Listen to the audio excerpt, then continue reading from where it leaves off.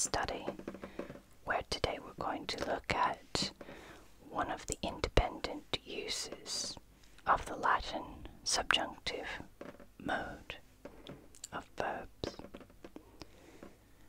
and talk about eloquence of expression in both English and Latin. So we're going to use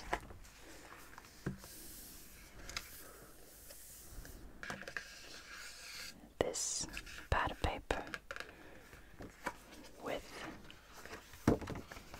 the very thick cover.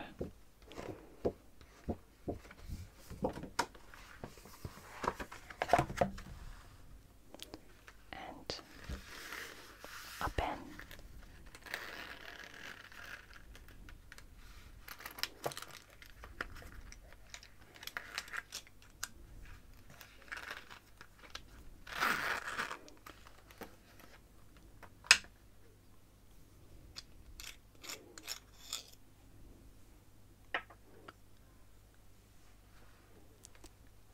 One of the most prolific of the four independent uses of the subjunctive in Latin.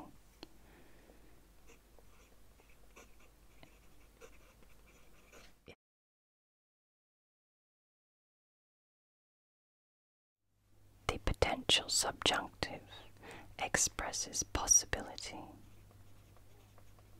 rather than fact. It can be something that's conceivable.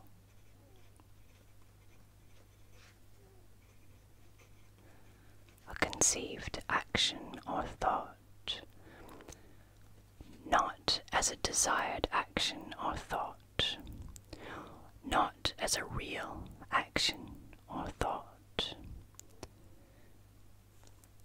and something that should, would, may, might, or could happen.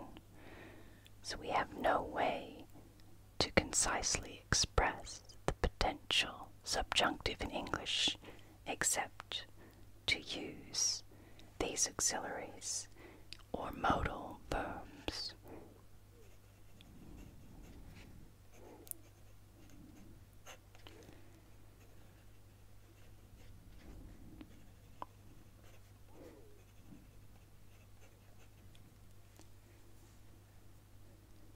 Which actually makes a very nice and eloquent turn of speech. Something that is possible or conceivable might be expressed in terms of an assertion, expressing something you're thinking or wishing. Let's have a look at some famous quotes.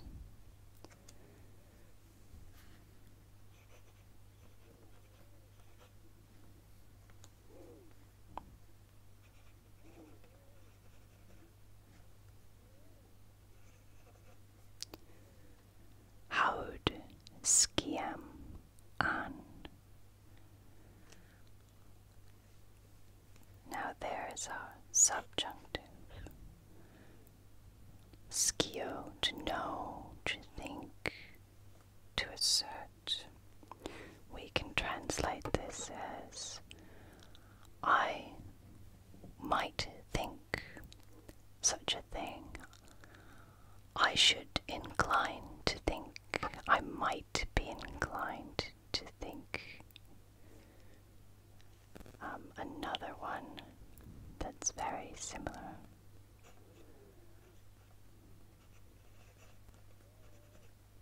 And there's our subjunctive, wallow.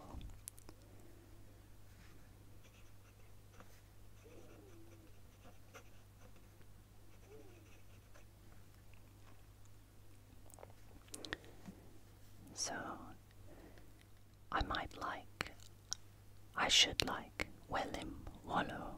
There's our subjunctive. For you, your accusative. I would like you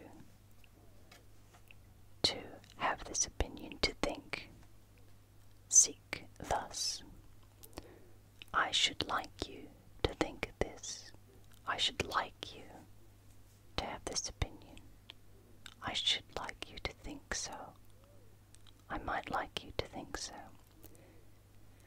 So it's a very eloquent turn of phrase that we don't use in English very often, simply because we have more words that we must insert to get that mood across. We don't use subjunctive in English very often at all, but the potential subjunctive is one that I think people should use more. I should like to think they would. Let's do one more.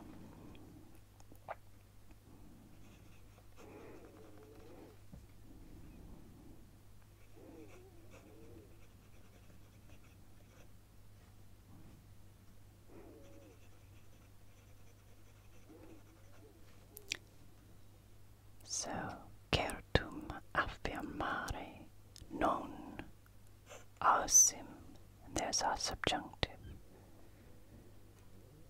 So we have I should non ausim, not dare. I might not dare. I would not dare.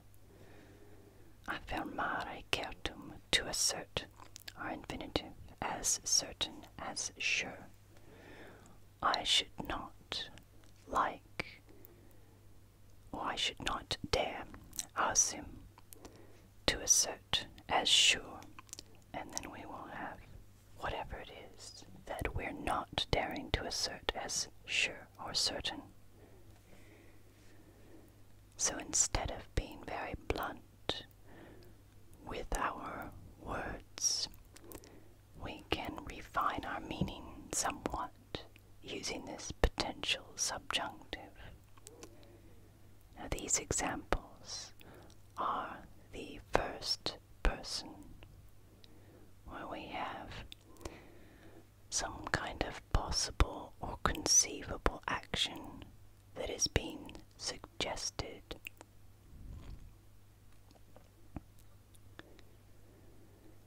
And this assertion is usually the first person, singular,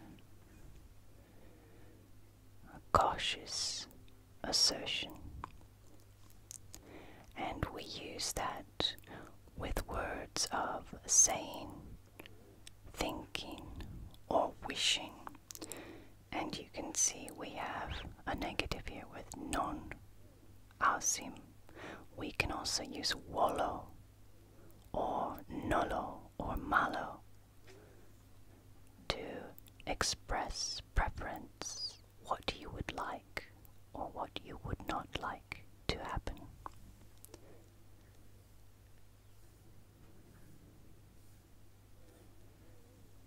Another way that we can use the potential subjunctive is with the second person singular. You. And this will be an indefinite second person. So our rather old-fashioned way of saying one might do this or that. One might think this or that. And if you are a fan of Francis Urquhart and the infamous quote from the House of Cards, you will know his meaning when he said, "You might well think that, but I couldn't possibly comment." There we can easily substitute a one. One might think that. It's a very impersonal second person, the you.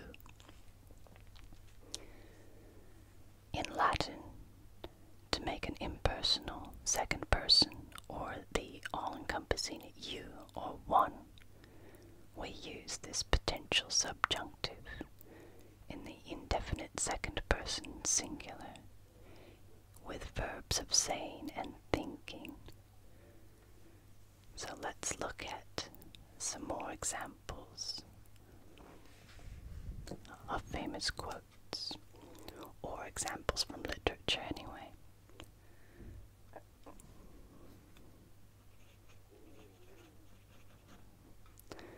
Credas. Non puero.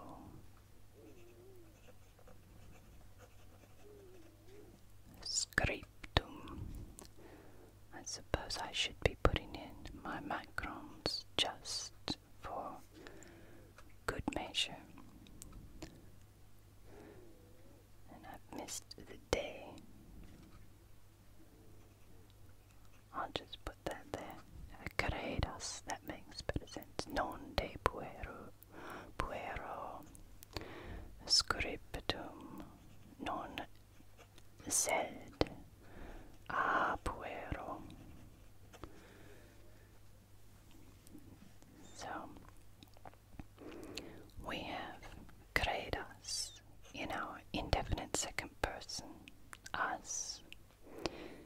So one might think, you might think or believe, credo, you might believe that it was written not de puero, sed a puero, not about a boy, but by a boy, non de, sed a puero. And there is our participle. So the credos there is, one might think, not you personally, are impersonal or indefinite second person.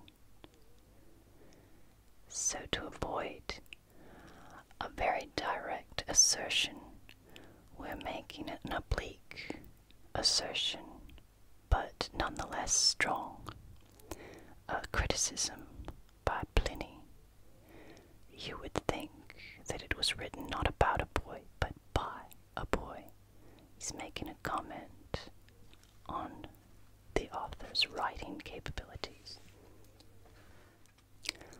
Let's have a look at another example of the indefinite second person in the potential subjunctive.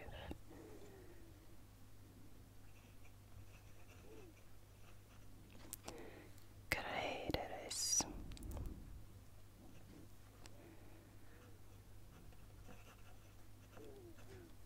Victos. Now this one is Livy, and it's very concise in Latin, but charged with meaning. There we have our second person subjunctive for credo, to believe or think, and victos, there's our participle, victos. You or one would have thought them conquered, or to be conquered, that they had been conquered.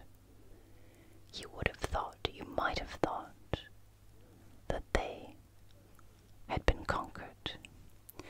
You might have believed them to be conquered. So the many ways we have to express that in English. This impersonal second person potential subjunctive, saying, thinking, or wishing something that's not yet or has the potential to be reality. Alright, from Livy's very concisely worded but eloquent phrase, we've got one from Horace.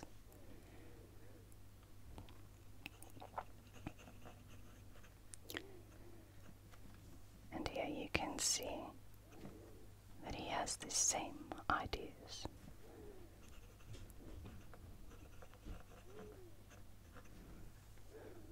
Videres susurros. There's again our subjunctive in the second person, so you can start to recognize that. Videres, you might have seen, you could have seen, might have seen susurros, the whispering, the whispers. So we've got another participle. So we're going to use that as our object. You might have seen them whispering.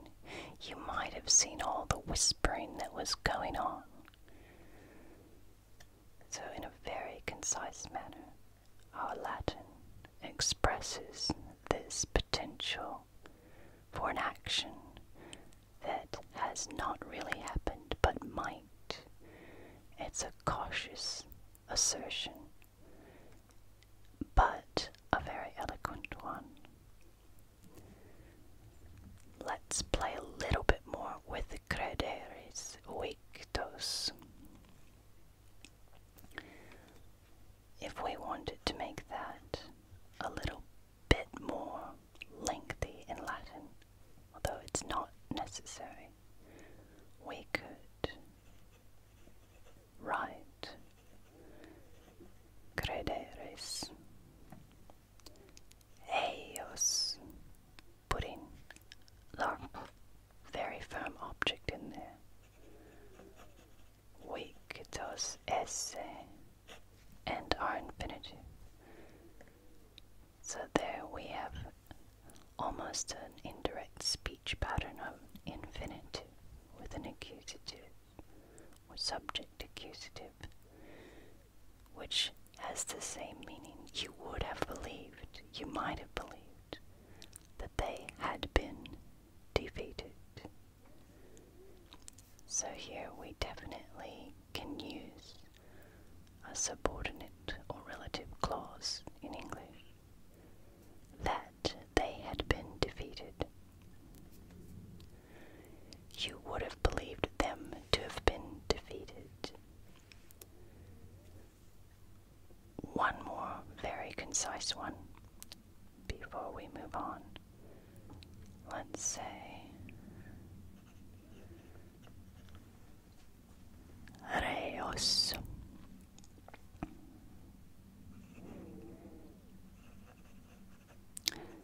Diceres is our subjunctive with the indefinite second person dicere, to say. You might have said, one might have said, reos, same as skeleros. So they were the bad guys, the culprits. You might have said that they were the culprits.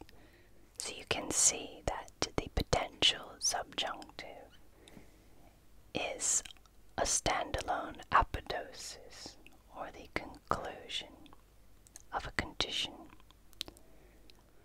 It's without the protasis, the if statement, the condition itself, but more like the result of one. So you are still waiting for something here. You might have said that they were the culprits if something else weren't the case. If something else hadn't happened, you might think that. You might well think that.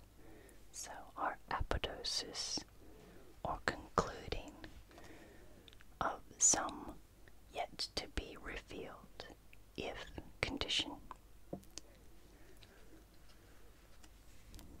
What if we want to use it not with the first person singular, expressing a modest assertion, or the indefinite singular? We can use it in all other persons, third person singular, if we're going to put or express an action as possible or conceivable. For example, and I will put other persons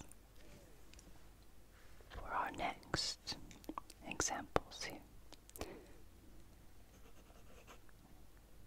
Nil, ego,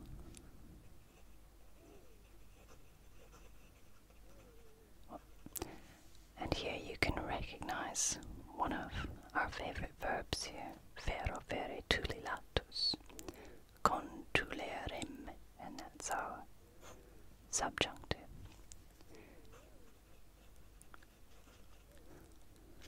Yukundo.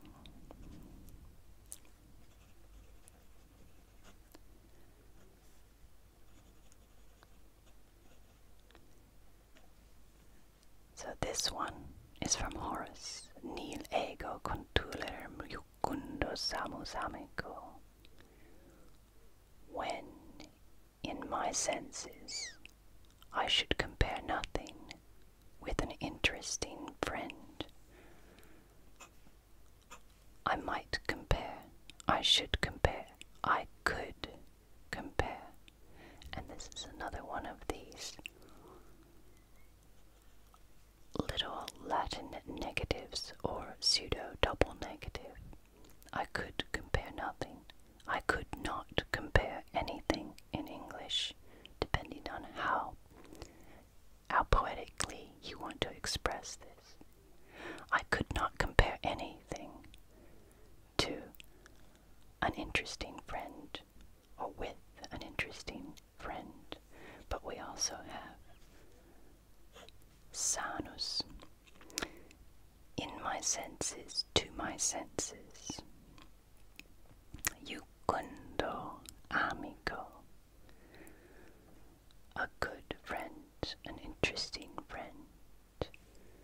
Jucundo, and those both in the ablative, in comparison.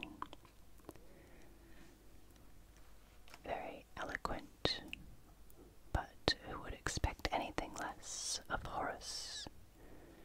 You might not expect anything less. One more. Hic. Whoops, quiet. My little A there. Quiet. And there we have a little contracted word there, quispiam, or two words pushed together. Someone. And hic here. Quieted. And quis. So our third person and the quis, someone, might ask.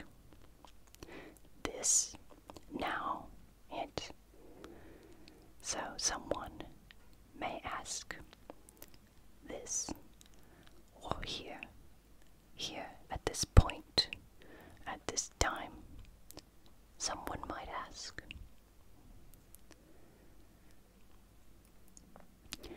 So we have some kind of an undeveloped if or conditional, to which this is our conclusion. A lot of words will set off this potential subjunctive, and we can see them here. Credo, video, audere, quiere. You can also see dico with this, schio, wollo, nollo, malo. So verbs of thinking, considering, verbs of knowing, and a very nice way then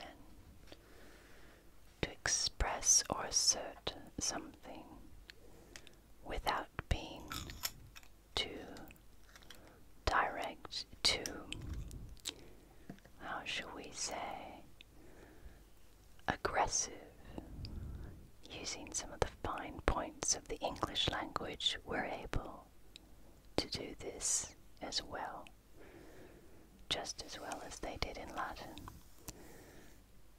But as it is not generally done in modern speech, we have to think about it a little bit.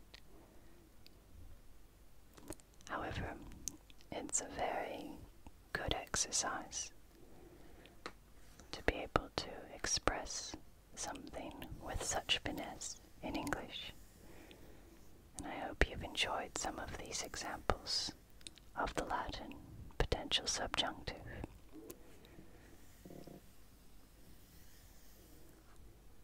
One of the four ways to use the subjunctive independently or not as part of a larger sentence with a subordinate clause. I hope it has been both informative and relaxing. And if you have any questions, please leave them in the comments. In the meantime, be good to yourself, be kind to others, and be extraordinary.